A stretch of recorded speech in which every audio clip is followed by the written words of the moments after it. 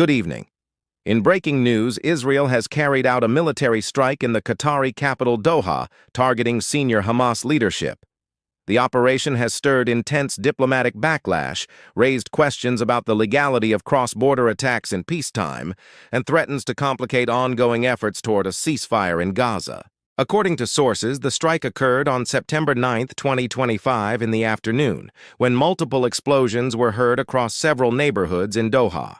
Smoke was seen billowing into the sky from the West Bay Lagoon district, also known as Lek-Taifiyah, a part of the city that hosts residential buildings, diplomatic missions, schools, and international institutions. Israel's military later confirmed it had fired precision munitions into Doha, claiming the target was a compound believed to house leaders of Hamas, including negotiators who have been involved in recent talks over a U.S.-backed ceasefire proposal.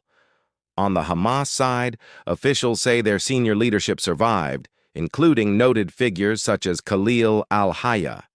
However, the strike reportedly killed several individuals. Among them, the son of al-Hayya, his senior aide, and others in their entourage. A Qatari security officer was also confirmed among the dead.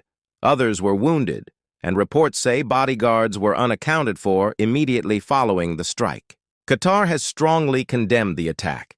The foreign ministry described it as a violation of the country's sovereignty and international law.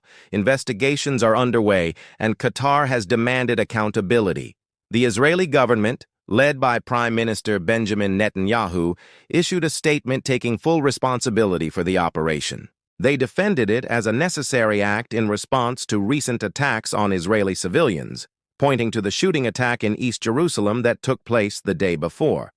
Israel maintains its targets were valid because of their roles in orchestrating or enabling ongoing threats. International reactions have been swift and strong. Many Arab states have condemned the strike, viewing it as a serious escalation. Saudi Arabia, the United Arab Emirates, and Turkey, among others, have called for urgent summits and assertion of states' rights to sovereignty. On the legal front, experts are debating whether the attack violates international law. Qatar argues Israel acted illegally by carrying out a strike in a country with which it is not formally at war. Legal scholars say that essential questions include whether the host nation was given warning, whether it was unwilling or unable to prevent the threat, and whether the action was necessary and proportionate. Israel insists that, given the threat posed by Hamas and repeated cross-border attacks, the strike was justified. Perhaps most significant is how this strike could affect ceasefire negotiations. At the time of the attack, Hamas representatives were reportedly evaluating a ceasefire proposal mediated by Qatar and backed by the United States. The strike is seen by many analysts as likely to undermine trust, raising doubts inside Qatar and other mediating states about whether Israel is serious about diplomacy.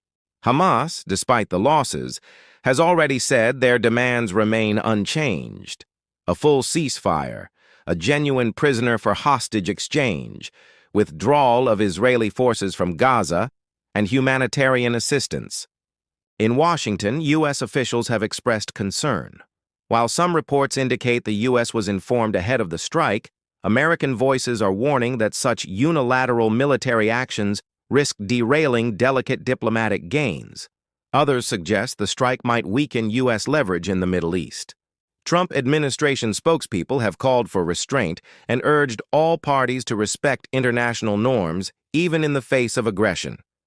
Domestically in Israel, the government and many citizens have backed the operation as justified. Netanyahu's supporters say the strike shows resolve, sends a message that Israel will not tolerate continued threats, and is essential for security.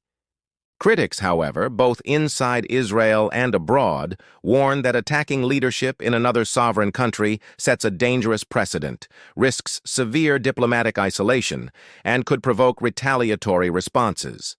There are also reports that following the strike, Qatar is reviewing its position. Some in Doha are considering closing down Hamas's political office, and diplomatic reconsiderations are underway with regional partners. Qatar's prime minister has said that while mediation will continue, All options are being reassessed in light of what they call an unacceptable violation of Qatari sovereignty. Combining all this, the strike appears to mark a turning point. It's the first known direct Israeli strike inside Qatar, a country that has played a key mediating role in previous ceasefire attempts between Hamas and Israel. The incident brings into question the viability of future negotiation settings, the trust required by all sides, and how much sovereign states can tolerate interventions tied to groups operating within their borders. Looking ahead, some immediate flashpoints to watch: whether Qatar and allied Arab states will press retaliatory measures diplomatically or otherwise, whether the UN will take up the matter with more force, how Hamas will respond on the ground, not only in Gaza, but in diplomatic posture, and whether this incident will shift U.S. policy in the region towards stricter limits on military operations in sovereign nations, even when targeting non-state actors. That is the latest. I'll continue to follow developments and bring you updates.